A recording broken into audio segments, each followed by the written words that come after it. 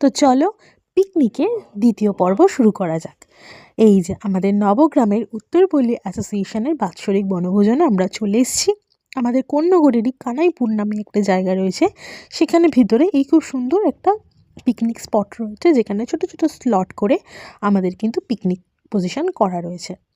এটা তো আগের দিনই তোমাদেরকে বলেছিলাম, তবে আমরা যেদিন গেছিলাম সেদিন হয়তো পিকনিক স্পটটা খুব একটা বেশি ভিড় ছিল না। মোট 3টে গ্রুপ ছিলাম আমরা, তো তাই আমরা মোটামুটি অনেকটাই ছড়িয়ে ছিটিয়ে থাকতে পেরেছি, নাহলে সেই হিসাবে একটু পিকনিক স্পটটা ছোটোই। যাই হোক, এটার অনেক পজিটিভ পয়েন্ট হচ্ছে চারিদিকটা পুরো সবুজ গাছপালায় ভরা, আর এতটা ঠান্ডা না হলে একটু রোদ উঠলে আমরা আরও মজা করতাম। আস্তে আস্তেই তো গান চালু হয়েছে, আর সবাই শীতে দেখো কাঁপতে কাঁপতে নাচও শুরু করে দিয়েছে। এই বাচ্চাগুলো তো আলাদাই এনার্জি। তো আমি এখানে এসে আগেই ঝটপট করে, মা তো ছিল না, কয়েকজন বনু বা কয়েকজনকে নিয়ে ঝটপট করে আমি একটুখানি ভিডিও বানিয়ে নিলাম, কয়েকটা ফটো তুলে নিলাম, রিল করে নিলাম। নাও চলো, এবার আমি বসে পড়লাম টিফিন করতে। এসেই অনেকগুলো ফটো ভিডিও সমস্ত মোটামুটি ঝটপট করছিলাম, তার মধ্যে এসে দিয়ে গেল লুচি। লুচির অবস্থা খারাপ, একদম মানে করকরে ভাজা হয়ে গেছে। তবে শীতের সকালে এরকম ঠান্ডা ঠান্ডা মানে ওয়েদারে গরম গরম ফুলকো ফুলকো লুচি, সাদা আলুর তরকারি, তার সাথে ছিল দুখানা এরকম ক্রিস্পি মোটা মোটা রসে ভরা জিলিপি, আর ছিল জয়নগরের মোয়া।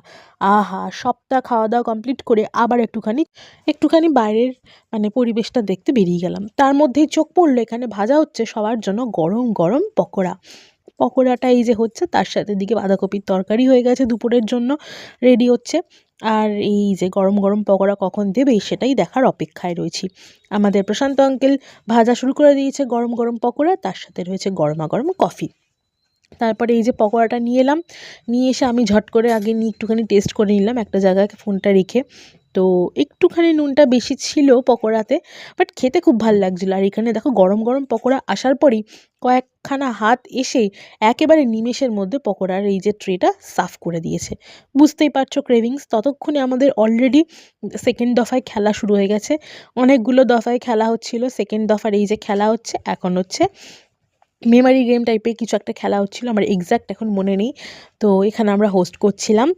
আর যাই হোক, অনেক রকমের খেলা ছিল, কুইজ ছিল, প্রাইজ ছিল প্রচুর। এই বাচ্চাগুলোকে দেখেছো, বাচ্চাগুলো কিন্তু এরমভাবে ওদের আর কি দায়িত্ব দেওয়া হয়েছে মেমারি গেমে, কেউ যেন চিটিং না করে, দেখে দেখে না লেখে, তো সেটারই প্রিপারেশন নিচ্ছে।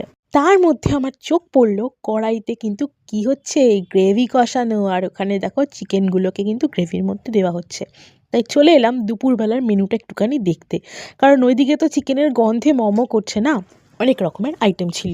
ছিল নিরামিষ যারা, তাদের জন্য